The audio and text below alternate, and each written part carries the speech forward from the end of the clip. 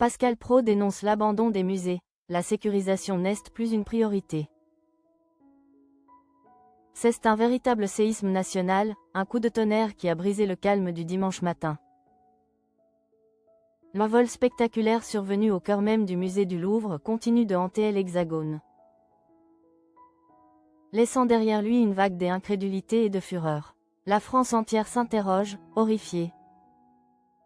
Comment un tel larcin, d'une valeur inestimable selon les premières estimations, a-t-il pu être commis dans l'enceinte la plus surveillée, la plus emblématique, le sanctuaire de l'art mondial?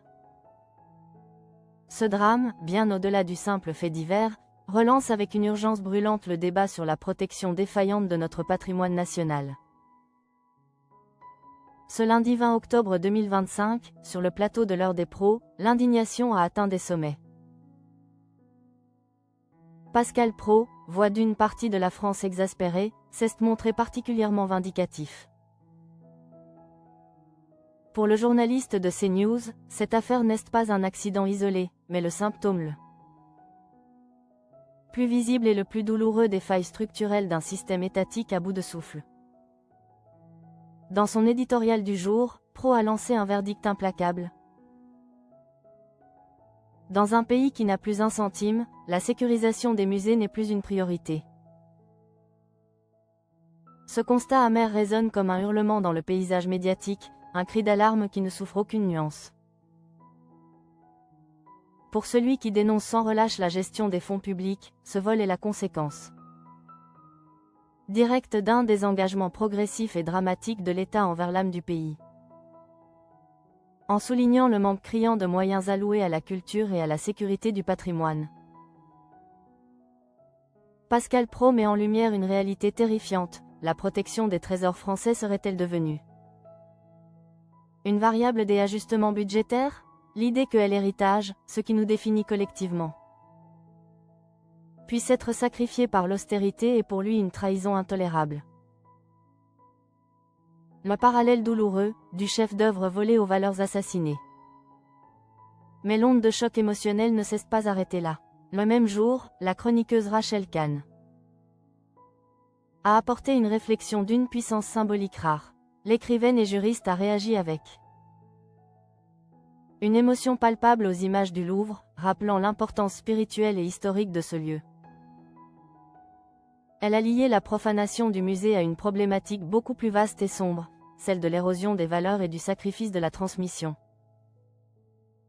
Kahn a osé un parallèle inattendu, un rapprochement qui a secoué les téléspectateurs et enflammé les réseaux sociaux.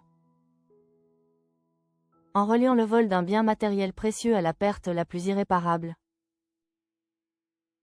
On ne sait pas protéger notre héritage, mais il y a un terme qui me frappe depuis toute cette séquence de dimanche matin. C'est le terme valeur inestimable. Je vais faire un parallèle peut-être un peu stratosphérique. Ça me fait penser quand on a assassiné deux professeurs, Samuel Paty et Dominique Bernard. On parle des valeurs de notre pays que l'on transmet. On a en France tué deux professeurs. En associant l'eufraction dans le temple de l'art au meurtre des enseignants, Rachel Kahn a voulu dénoncer qu'une même faille morale et systémique se cachait derrière ces drames.